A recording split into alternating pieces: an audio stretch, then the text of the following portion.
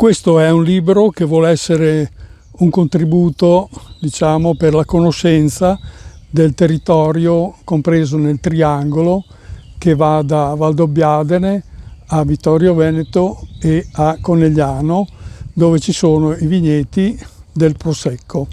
Il territorio è stato dichiarato dall'UNESCO nel 2019 come patrimonio dell'umanità. L'esplorazione di questo territorio avviene attraverso 16 itinerari circolari, ci tengo a dire circolari, che si dipanano nel territorio che passa da Valdobbiadene verso Vittorio Veneto. Il Prosecco è il filo rosso che tiene uniti tutti quanti i territori. Però non è l'unica cosa interessante in questi territori, ci sono molte altre cose da vedere. Lungo il cammino, infatti, possiamo incontrare chiesette, capitelli, mulini ad acqua, poi ancora opere della Grande Guerra, castelli medievali delle antiche famiglie di queste zone e eremi. 2 eremi abbiamo in questa parte di Veneto. Uno è l'eremo di Santa Bona vicino a Vidor e l'altro è l'eremo di San Gallo sopra Soligo. I castelli che abbiamo appena ricordato sono quelli di Collalto, di San Salvatore vicino a Susegana e le Torri di Credazzo vicino a Fara di Soligo.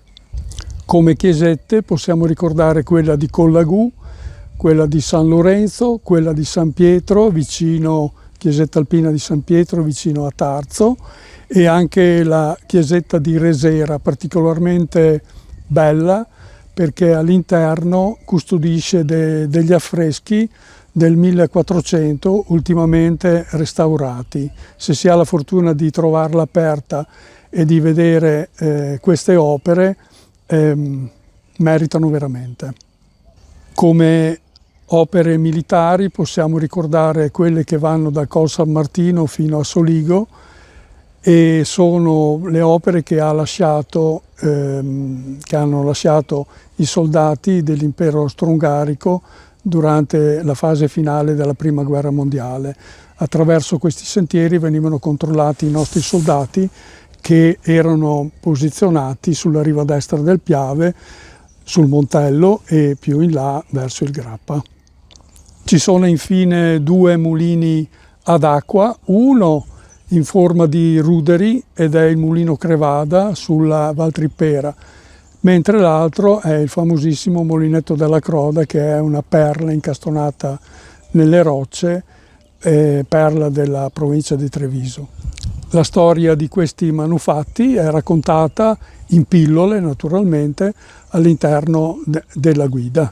All'inizio del libro abbiamo uno schema che riporta l'area interessata dalle 16 escursioni, che qui sono elencate, e particolarmente interessante in fondo è questa matrice di punti che rappresenta il QR code, un codice attraverso il quale con un cellulare si può fare la scansione del codice e arrivare a un sito che permette la possibilità di scaricare tutte le tracce GPS di tutti gli itinerari contenuti nel libro.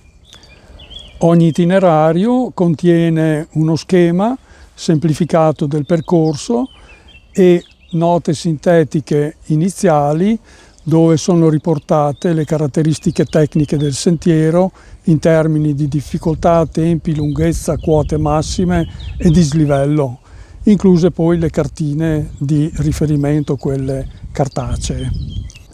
Il libro rappresenta un invito a visitare ogni centimetro di questo territorio e si scoprirà che riserva delle sorprese, piacevoli sorprese.